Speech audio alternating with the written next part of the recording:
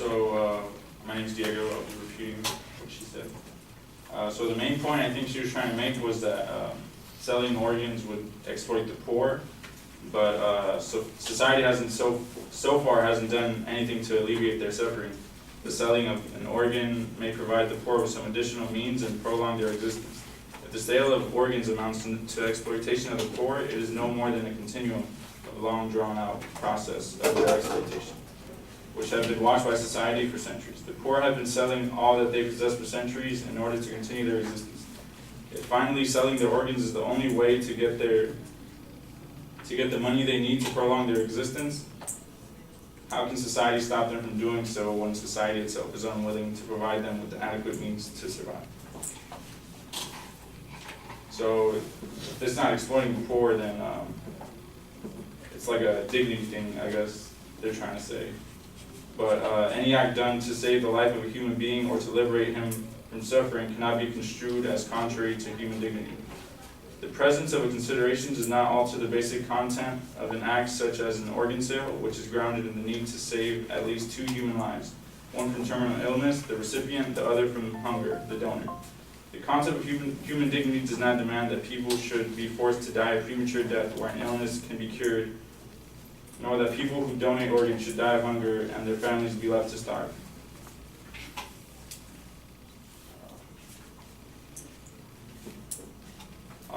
She also said that it'd be unfair for poorer patients because organs might be too expensive for them to buy. It'd be better, but in parallel, some poor people can't afford food. We don't, as a result, forbid markets in food. Instead, we subsidize the poor by issuing food stamps. We could issue means-tested kidney stamps as well. Further, with the organ market and kidneys, the price would likely be much lower than it is on the black market.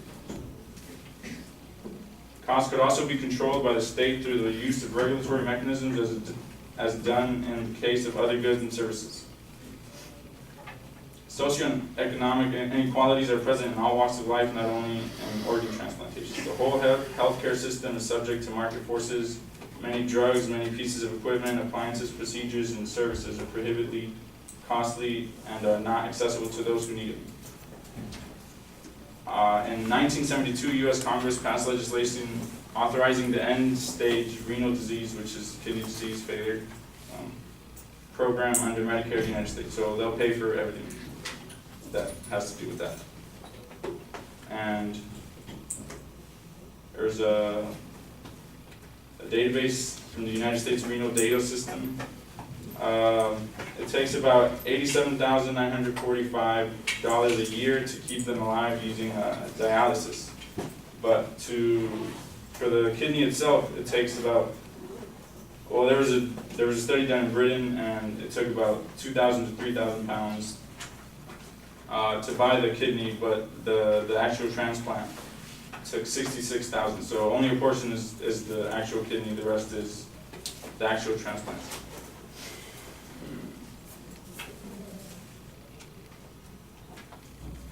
And what she said about tourism, market tourism, if we would focus more on a regulated market instead, just restrict selling organs by only United States citizens.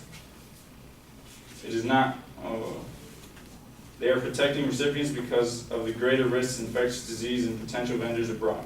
They claim to be protecting the vendors because a market price of $10,000 in the United States would bring hundreds of thousands, if not millions, of individuals from third world countries. If vendors were not restricted to the U.S., then the market value would fall less than 1,000. The reason to restrict the market to legal residents in the United States is the acknowledgement of global economic injustices that exist. In a global market, we cannot ensure that the organ sale respects the autonomy of the vendors because of the high-risk exploitation. So we wouldn't, yeah.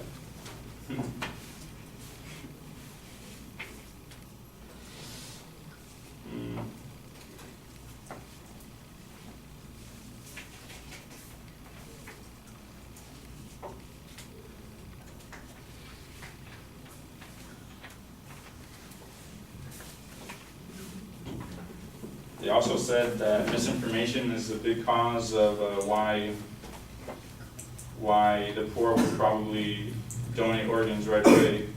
But a simple solution to that would be like just to like require licensing like a DMV does to drive a car. Like just take a 2-hour class or something and take a test after to make sure you know the risks. And yeah. From the Medicare system, 7% of the budget is on ESRD, but only 1% of the population has it. So it's not cost effective at all. And allowing organ sales would help because dialysis is like $90,000 a year, and just a transplant would last way longer. In dialysis, they die after 5 years at a 65% chance, and that's not good.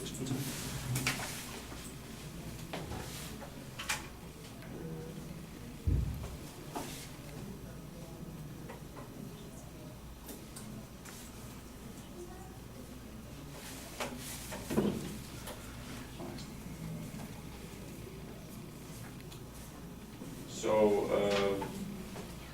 like one of the most common examples of one of these cases is there's a 25-year-old daughter of Mr. Cranford. Her name was Karen. She had diabetic nephropathy